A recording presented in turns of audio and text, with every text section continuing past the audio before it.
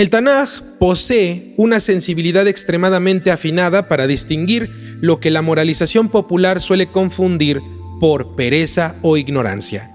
No es lo mismo la prostitución como fenómeno social, que puede estar ligado a la pobreza, el desamparo, la supervivencia o el abuso y también la marginación, que la prostitución como componente de un sistema cultural idolátrico, donde el acto sexual no solo ocurre por dinero, sino como parte de un ritual, como signo de pertenencia a un culto, a una secta, a una religión, como dramatización religiosa o como tecnología de poder, tanto espiritual como social.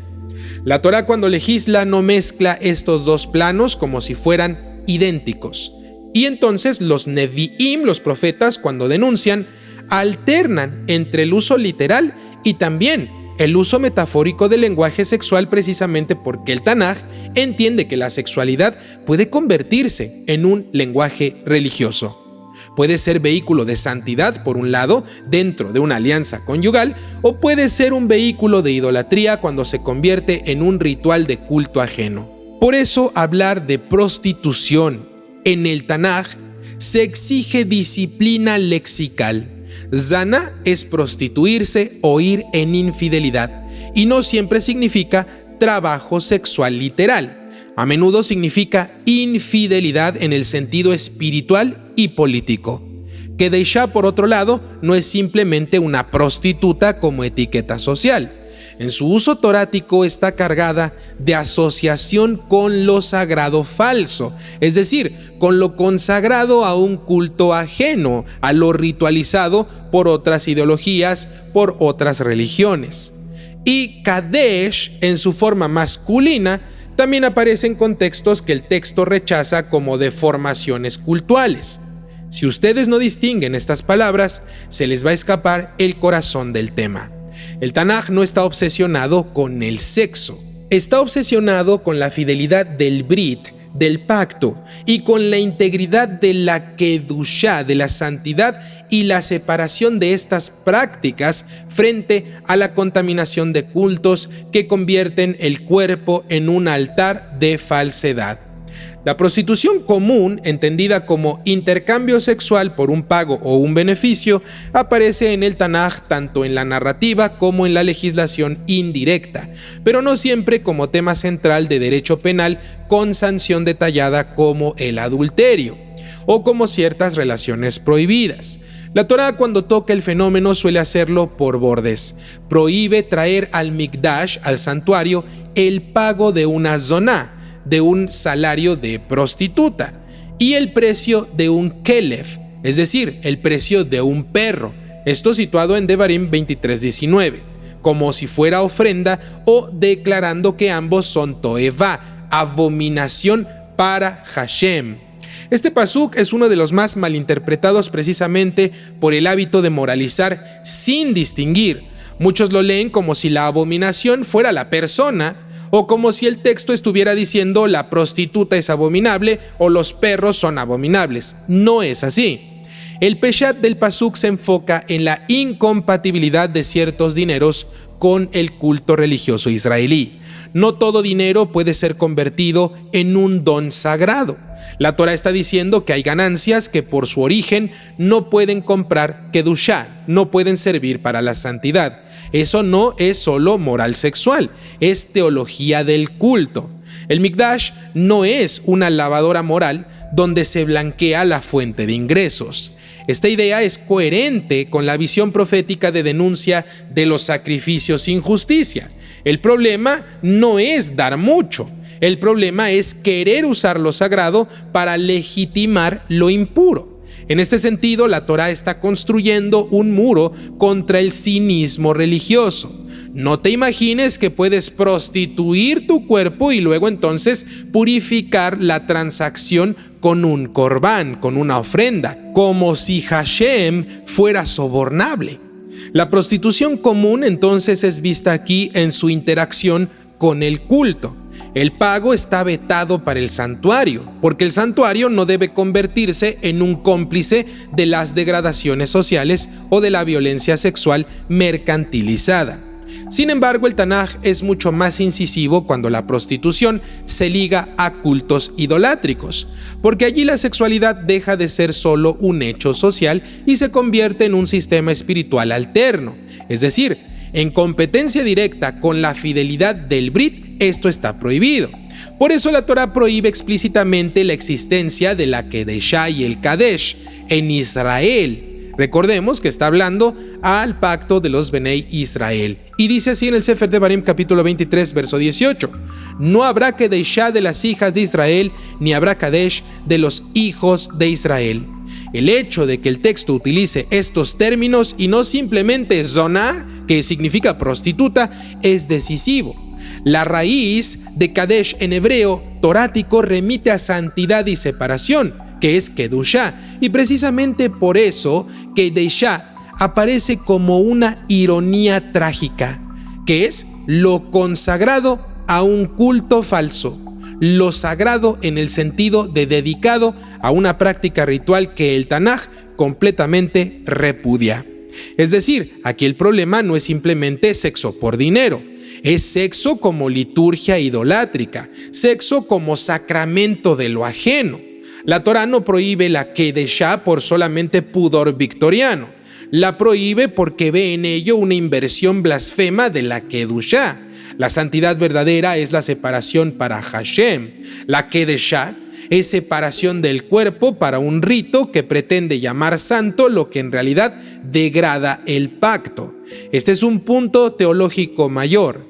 La idolatría no solo sustituye a Hashem con otros Elohim inventados, falsos y creados por el ser humano. También sustituye la ética del cuerpo con una liturgia del cuerpo donde la sexualidad se vuelve un instrumento de manipulación y pertenencia. Por eso, precisamente, el Tanaj la combate con dureza.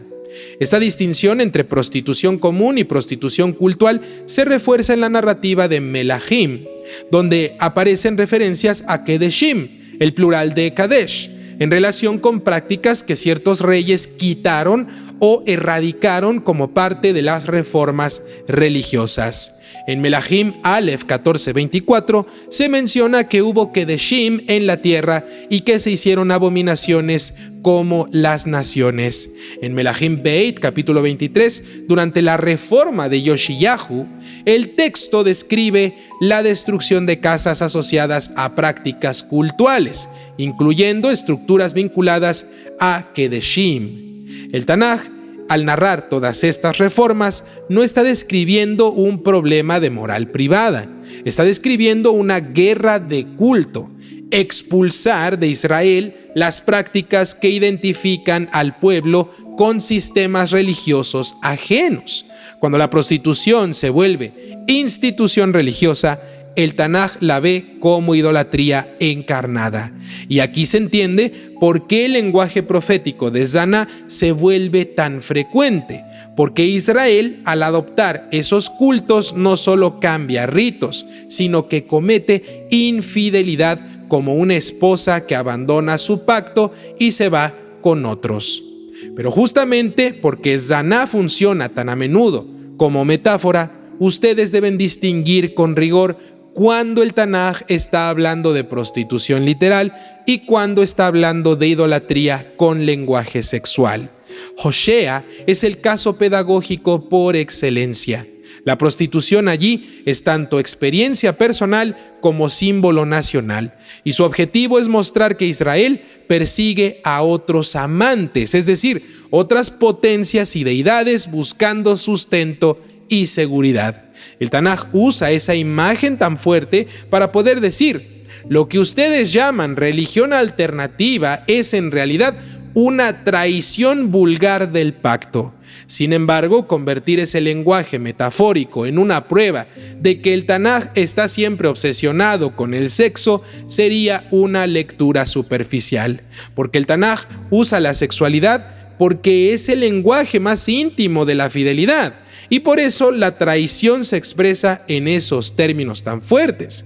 La prostitución literal y la prostitución metafórica se tocan aquí en un punto. Ambas comparten el tema de vender lo íntimo. En la prostitución literal se vende el cuerpo, En la idolatría se vende el corazón del pacto. En el Tanaj, al superponer estas imágenes, no está confundiendo las cosas, está revelando una estructura moral común. Lo que debía ser para uno se reparte por interés. Ahora bien, para que ustedes no pierdan el hilo de este curso, que es qué está legislando y qué no y a quién se le está legislando, debemos fijar con precisión qué mandatos aparecen y cómo se clasifican. En nuestra bendita Torá, el mandato "no habrá que deishá" de Devarim capítulo 23 verso 18 es un mandato dirigido exclusivamente a Israel dentro del marco nacional, y su objetivo es prohibir la institucionalización de la prostitución cultural dentro del pueblo de Israel. No es una norma universal dirigida a todas las naciones de forma textual. Es una frontera de identidad religiosa exclusiva de los Benei Israel. El mandato "no traerás el pago de zoná ni el precio de kelev a la casa de Hashem" también se dirige a Israel y regula el culto nacional. Protege al santuario de fondos asociados a prácticas degradantes o completamente impuras, y entonces por ende es parte de la integridad del Mikdash. Otros pasajes que denuncian la prostitución literal, como la historia de Rahab en Yehoshua capítulo 2, donde se le llama Isha Zoná, una mujer prostituta, son narrativos, no mandatos, no códigos legales. Su función no es legislar la prostitución, sino construir una trama donde la figura marginal juega un rol decisivo. Este ejemplo es importante porque muestra que el Tanaj no reduce a una persona a su oficio para poderla condenar. La narra como un agente moral en una historia de salvación y lealtad. Eso rompe la caricatura de que la prostituta en el Tanaj es igual a un ser humano descartable o despreciable. El Tanaj puede usar la etiqueta social y aún así otorgar dignidad narrativa. La moralización posterior, en cambio, suele usar la etiqueta para aplastar todos los conceptos. Esto también es parte del aprendizaje. Leer el Tanaj no es repetir prejuicios, es ver cómo el texto maneja la complejidad humana. Y en cuanto a la prostitución vinculada a cultos, el Tanaj es tajante. ¿Por qué? Porque entiende su peligro. No es solo un simple acto de intercambio de sexo por dinero. Es una maquinaria de pertenencia religiosa. Un culto que incorpora sexo ritual produce dependencia, mezcla de placer y sacralidad falsa. Por lo tanto, captura el alma con una liturgia que se siente sagrada, pero que desde la perspectiva del Tanaj es completamente to'evá, abominación. ¿Por qué? Porque está invirtiendo la kedushá, está ocasionando una aberración de la realidad y de la verdad. Aquí el Tanaj no está simplemente diciendo esto es inmoral, está diciendo esto rompe el pacto con Hashem, corrompe el cuerpo social y hace del deseo un ídolo. Por eso incluso cuando los profetas usaron zaná metafóricamente en sus exhortaciones, el trasfondo no es imaginario. Existieron prácticas realmente cultuales, idolátricas, donde el sexo estaba asociado a ese tipo de ritos y liturgias, sobre todo al culto de los Baalim, los Baales, y los Asherot, los Asheras. Y el Tanaj luchó durante ese tiempo contra esa mezcla porque ve que destruye la fidelidad exclusiva hacia Hashem. Hay también otra dimensión filosófica que debemos profundizar aquí. El Tanaj percibe que la sexualidad puede ser religión también en el sentido más peligroso. Puede convertirse en una experiencia de trascendencia falsa que reemplaza el pacto por el éxtasis. Un sistema cultural idolátrico puede usar la sexualidad como una tecnología espiritual. Promete fertilidad, promete lluvia, promete prosperidad, unión con fuerzas cósmicas, etcétera, etcétera, etcétera. Y al hacerlo convierte entonces el cuerpo en un templo de otro poder. El Tanaj combate eso porque su tecnología no tolera la idea de que la fertilidad o la vida se compren con ritos sexuales. La vida viene solamente de Hashem y el pacto se sostiene por la fidelidad y la justicia, no por la manipulación erótica de lo sagrado. Esta crítica es esencial para nuestro módulo porque nos está mostrando que el Tanaj vincula la sexualidad y la idolatría no por prudería, sino por teología. Cuando la sexualidad se absolutiza, se idolatriza y se pone como un objetivo en la brújula religiosa, moral y ética de las personas, se destruye completamente todo el orden del pacto. El Tanaj, al distinguir prostitución común de prostitución cultural, nos está enseñando a distinguir entre la miseria y la maquinaria, entre la vulnerabilidad y la liturgia falsa. La prostitución común puede nacer del hambre, del abandono, de estructuras de injusticia. El Tanaj, aun cuando la nombra, no siempre la convierte a la persona en un monstruo, porque no lo es. Pero la prostitución cultural sí es un monstruo. Al vestir la explotación con ropaje de santidad, se vuelve una de las formas más sofisticadas de idolatría, porque toma el impulso más íntimo del ser humano y lo convierte en un altar para un poder ajeno. Por eso nuestra bendita Torá nos dice: no habrá kedeshá, no porque tema el cuerpo, sino porque teme la falsificación de la kedushá. Cuando se entiende esto, se deja de leer el Tanaj como una lista de tabúes sexuales y se empieza a leerlo como un texto que protege algo mucho, pero mucho más delicado. Protege la posibilidad de que lo sagrado no sea prostituido, porque cuando lo sagrado se prostituye, ya nada queda limpio, ni el deseo, ni el culto, ni la liturgia, ni la justicia. Y entonces, este tema no termina en una condena, sino en una advertencia para todos ustedes, queridos alumnos. El verdadero peligro no es que el cuerpo se venda, sino que el alma aprenda a venderse llamándolo espiritualidad.